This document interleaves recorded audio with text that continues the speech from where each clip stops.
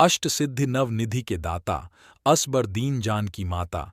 हनुमान चालीसा की इस चौपाई में बताया गया है श्री राम भक्त हनुमान को 8 सिद्धियों और 9 निधियों का वरदान मां जानकी ने दिया था और कहते हैं कि इन्हें संभालने की शक्ति भी केवल महाबली हनुमान में ही थी। दुनिया में सबसे कीमती वस्तुएं हैं 9 निधियां, जिन्हें पा लेने के बाद किसी भी प्रकार के धन और संपत्ति की आवश्यकता नहीं रहती है। हनुमान जी के पास 8 प्रकार की सिद्धियां थीं। इनके प्रभाव से वे किसी भी व्यक्ति का रूप धारण कर सकते थे, अत्यंत सूक्ष्म से लेकर अति विशालकाय देह धारण कर सकते थे। जहां चाहे वहां मन की शक्ति से पल भर में पहुंच सकते थे। हनुमान चालीसा के अतिरिक्त मार्कंडेय पुराण और ब्रह्मवैवर्त पुराण में भी अष्ट सिद्धियों का उल्लेख किया गया है। आइए जानते हैं कौन सी हैं वो अष्ट सिद्धियां। 1. अणिमा।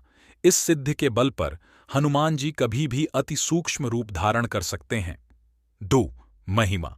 इस सिद्धि के बल पर हनुमान ने कई बार विशाल रूप धारण किया है। 3. गरिमा। इस सिद्धि की मदद से हनुमान जी स्वयं का भार किसी विशाल पर्वत के समान कर सकते हैं। 4. लघिमा। इस सिद्धि से हनुमान जी स्वयं का भार बिल्कुल हल्का कर सकते हैं और पल भर में वे कहीं भी आ जा सकते हैं। आय प्राप्ति।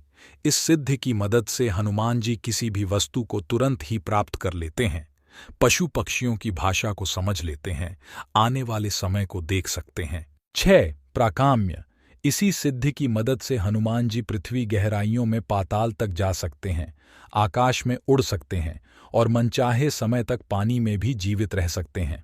ईशित्व। इस सिद्धि की मदद से हनुमान जी को दैवीय शक्तियां प्राप्त हुई हैं। 8. वशित्व। इस सिद्धि के प्रभाव से हनुमान जी जितेंद्रिय हैं और मन पर नियंत्रण रखते हैं। आइए जानते हैं कौन सी हैं नवनिधियां। 1. पद्मनिधि। पद्मनिधि लक्षणों से संपन्न मनुष्य सात्विक होता है तथा स्वर्ण चांदी आदि का संग्रह करके दान करता है। 2. महापद्मनिधि। महापनिधि से लक्षित व्यक्ति अपने संग्रहित धन आदि का दान धार्मिक जनों में करता है। 3. नीलनिधि। नीलनिधि से सुशोभित मनुष्य सात्विक तेज से संयुक्त होता है। उसकी संपत्ति 3 पीढ़ी तक रहती है। 4. मुकुंद निधि। मुकुंद निधि से लक्षित मनुष्य रजोगुण संपन्न होता है, वह राज्य संग्रह में लगा रहता है। 5. नंद निधि। नंद निधि युक्त व्यक्ति राजस और तामस गुणों वाला होता है, वही कुल का आधार होता है। 6. मकर निधि। मकर निधि संपन्न पुरुष अस्त्रों का संग्रह करने वाला होता है। 7. कच्छप निधि।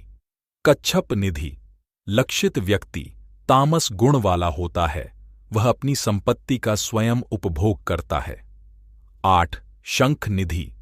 शंख निधि एक पीढ़ी के लिए होती है। 9. खर्व निधि। खर्व निधि वाले व्यक्ति के स्वभाव में मिश्रित फल दिखाई देते हैं। यह थी अष्ट सिद्धियां और नवनिधियां जिनका वरदान माता सीता ने हनुमान जी को दिया था।